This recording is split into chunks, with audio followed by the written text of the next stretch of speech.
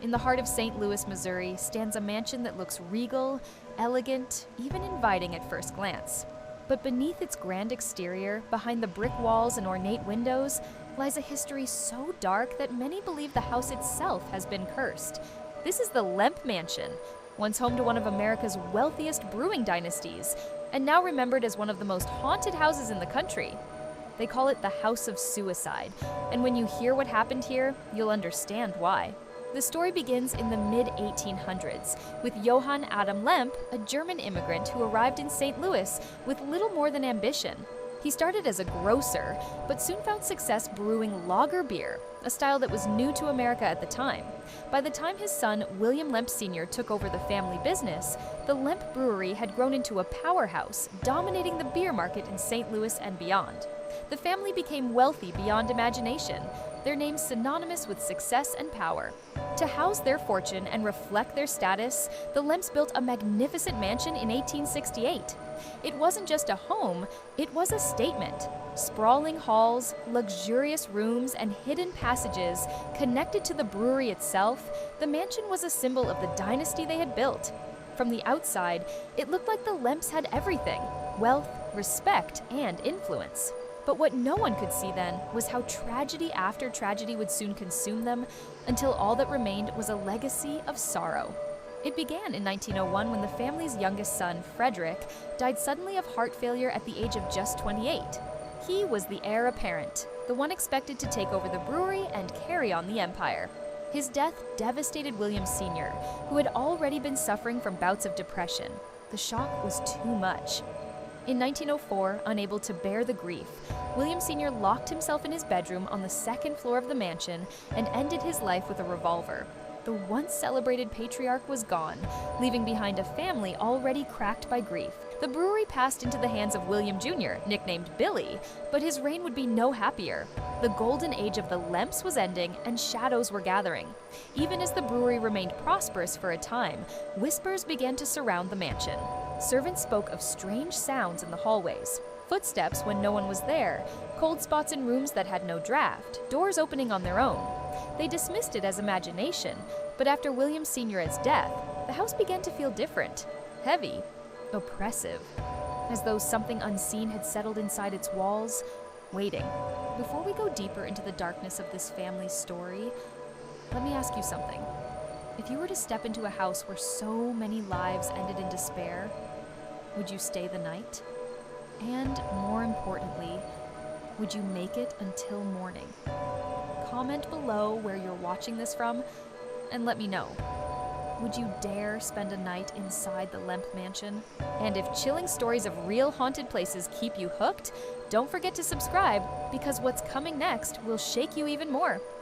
The tragedies had only begun. William Jr. may have inherited the brewery, but he also inherited the curse. He had always been a man with expensive tastes and an indulgent lifestyle, throwing lavish parties and surrounding himself with luxury.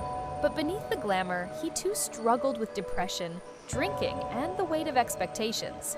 By the early 20th century, storm clouds were gathering over the Lemp Empire.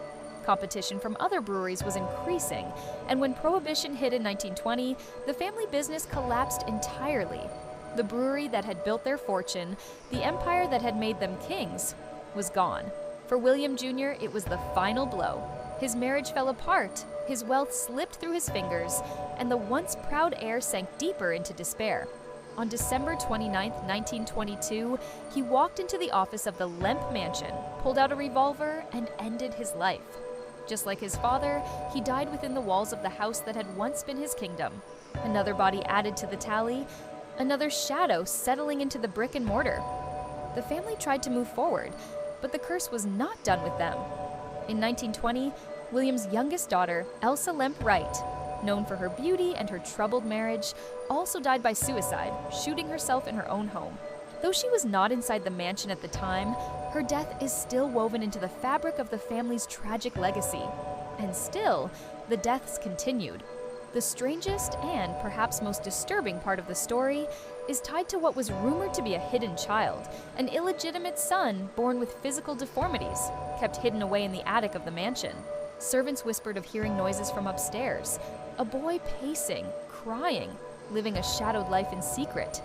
His existence was never publicly acknowledged, but many believe he died alone in that attic, his restless spirit forever wandering the halls. Guests who visit the mansion today often report the sensation of being watched when they pass the attic stairs or hear faint footsteps in rooms that should be empty. The deaths mounted like a roll call of despair. The patriarch gone, the heir gone, a daughter gone, a hidden child forgotten. The weight of sorrow was crushing the family, dragging them further into darkness. By the time the 1940s came, the once grand name of Lemp was synonymous not with success, but with tragedy. And there was still one more act to play out before the mansion would become a house of ghosts. The Lemp Mansion, America's house of suicide. Charles Lemp, the youngest surviving son, was known as a reclusive man, living quietly in the mansion long after his siblings were gone. He rarely left, and when he did, he kept to himself. Neighbors described him as a shadow of the family's former glory, a man burdened with sadness, retreating further into solitude as the years passed. In May of 1949, Charles did what had almost become a family tradition. Alone in his room inside the mansion, he ended his life with a revolver. Beside him was his beloved dog, also shot as though he couldn't bear to leave it behind. With his death, the house had claimed yet another soul. 4 suicides within one family, 3 of them within the same mansion. It was no longer just a house, it was a tomb. By then, people in St. Louis whispered about the Lemp Mansion as cursed.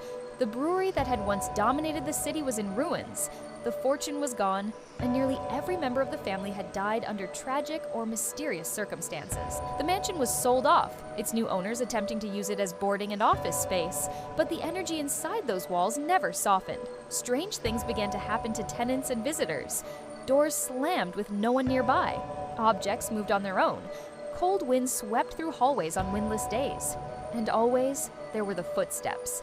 Many described hearing someone pacing back and forth, especially in the upstairs bedrooms where William Sr. and Charles had died. Some claimed to hear the faint sound of crying, or a man's voice whispering from the shadows. Others reported seeing full apparitions, pale figures that appeared in mirrors, or a man in old-fashioned clothing who vanished the moment anyone looked directly at him. The attic, too, became infamous. Those who dared to enter swore they felt a presence there, as if something or someone was still trapped, unseen but never at rest. By the middle of the 20th century, the mansion's reputation as one of America's most haunted houses was solidified. Paranormal investigators flocked to it, drawn by its tragic history and endless reports of ghostly activity. What they found was chilling. Photos revealed strange shapes, misty figures that appeared where no one had been standing. Recorders captured voices responding to questions, sometimes whispering, sometimes shouting. In one session, when asked who was present, a clear voice answered simply, "Charles." And the investigators were standing in the very room where Charles had died. The Lemp Mansion was no longer just a family home. It was something else, something darker, something alive in its silence, as though the walls themselves remembered every scream, every shot, every moment of despair. And still, people came, to eat, to drink, to stay the night. Some left with stories, some left in fear, and some swore they never walked out alone. The Lemp Mansion today operates as a restaurant and inn, a place where visitors can tour its haunted halls, dine in its elegant rooms, or even book an overnight stay if they're brave enough. By day, it feels almost normal. Guests eat, laugh, enjoy themselves.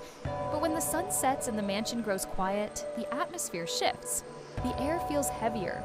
The silence feels unnatural. And the house begins to show its true self. Those who stay overnight often tell of experiences they cannot explain. They hear footsteps in the hall when no one is there. They feel cold drafts sweep across their beds. Some wake to find the impression of someone sitting beside them, though the room is empty. A few have seen figures standing in corners, shadows darker than the dark, watching them as they sleep. The ghost of William Sr. is said to roam the second floor, where he ended his life. Guests report a sense of crushing sadness in that room, as though his grief never left. William Jr. is believed to haunt the office, where his final act took place. Charles's spirit is often linked to the third floor, where he lived in isolation. And in the attic, many believe the hidden child still lingers, pacing endlessly, searching for freedom he never found in life. Investigators bring their cameras, their recorders, their instruments. Many leave with evidence they cannot explain. Strange orbs and lights appear in photos. Voices whisper into microphones. Doors open and close without reason. Some skeptics argue it's nothing more than imagination in an old, creaking house. But those who have been there, those who have felt it, know better. They know the Lemp Mansion is different. It is not just haunted, it is consumed by its past. There is one story, repeated by countless visitors, that chills even the bravest. Late at night, when the halls are quiet, people say they hear a dog's whimpering. Faint, but unmistakable. Some even swear they've seen the ghost of Charles's dog, wandering the mansion as though still searching for its master. That detail, that echo of loyalty, is perhaps the most heartbreaking of all. The Lemp Mansion is a paradox. It is beautiful and tragic, alive with history and death. It is a place where laughter and despair coexist, where the living and the dead walk side by side. And it stands as a reminder that wealth does not protect against sorrow, that success can crumble in an instant, and that sometimes death does not mean release. So the question remains. If you had the chance, would you walk through the halls of the Lemp Mansion? Would you dare to spend the night in America's house of suicide, knowing how many souls ended their lives within those walls? And if you did, would you ever feel truly alone again?